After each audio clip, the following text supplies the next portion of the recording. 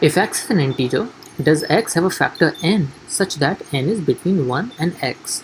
So here it's a question that requires the answer to be given in the form of either yes or no. Now, the language of this question is really beautiful because in order to answer this question, first we need to understand that what exactly is the question asking. The question is asking, does x have any factor n such that n is between 1 and x? So before we look at the statement and try to answer this question, we should always ask a question to ourselves, when is there a possibility that a number has a factor n such that the number is between 1 and itself? And when does a number not have factor between 1 and the number itself?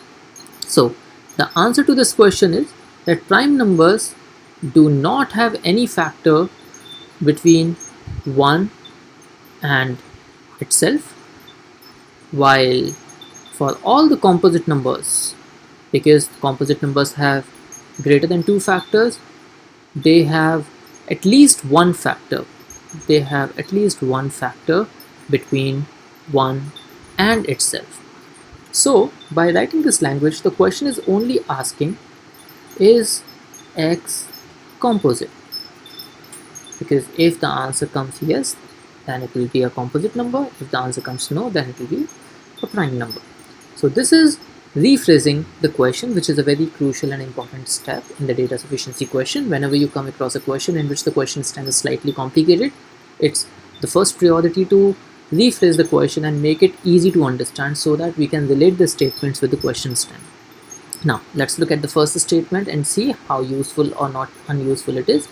X is greater than 3 factorial. The value of 3 factorial is 3 into 2 into 1, which is 6. If x is greater than 6, x could be 7, leading the answer to be no, because it's not a composite number, but greater than 6 can be 8, which is a composite number. Since there is an inconsistency, so we can clearly say that the first statement is not sufficient. Having proved that the first is not sufficient, we can eliminate two options, which are A and D. Now we are left with three choices, which are B, C and E.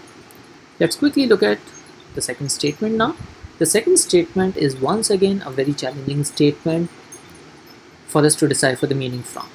So the question says that x is the value that lies between 15 factorial plus 2 to 15 factorial plus 15, and it is essentially an integer and both the values are also included.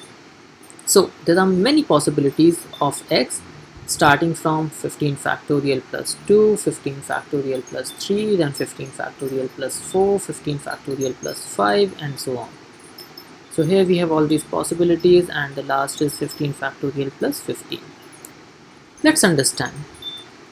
We have to figure out whether all of them are composite, all of them are prime, or there are some prime and some composite. Let's look at the first case, 15 factorial plus 2. How do we simplify this? So understand this fact that 15 factorial is the multiplication of all the numbers from 1 to 15, which means 15 factorial is definitely a multiple of 2 as well. So I'm writing 15 factorial as a multiple of 2, that means 2a plus 2 form. Now having written 15 factorial plus 2 in this form, I can see that 2 can be taken common, and finally I'm left with a plus 1. And this number is definitely divisible by 2. Since it's divisible by 2, so it's definitely not a prime number. So we have clear understanding about the first value. Let's look at the second case similarly. 15 factorial is also a multiple of 3, as we can see here. That means I can write 15 factorial as 3b, and this expression becomes 3b plus 3, and here 3 can be taken as common, which confirms that this result is divisible by 3. If a number is divisible by 3 which is greater than 3, then certainly it's not prime. So we once again have the same result, that it's not a prime value.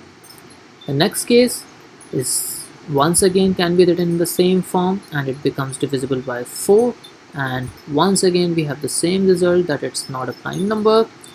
And we can carry on the same process. Even the last number, if you see 15 factorial plus 15, I can write it a multiple of 15 plus 15. Further, I can take 15 common. That means the result is divisible by 15, and it's definitely not prime. The beautiful thing here is we are consistently getting an answer that it's never prime. So the answer is always Yes, because it's always composite. Since we have consistent answer, therefore we can say that it's definitely sufficient to answer the question, and answer of the question becomes option B, which means the statement 2 alone is sufficient, but statement 1 alone is not sufficient. It's a beautiful question, and it's definitely a 700 level question, and we should understand many things from this question. And one of them is rephrasing the question, second one of them is understanding how to simplify the factorial functions like this. Thank you so much for watching this video.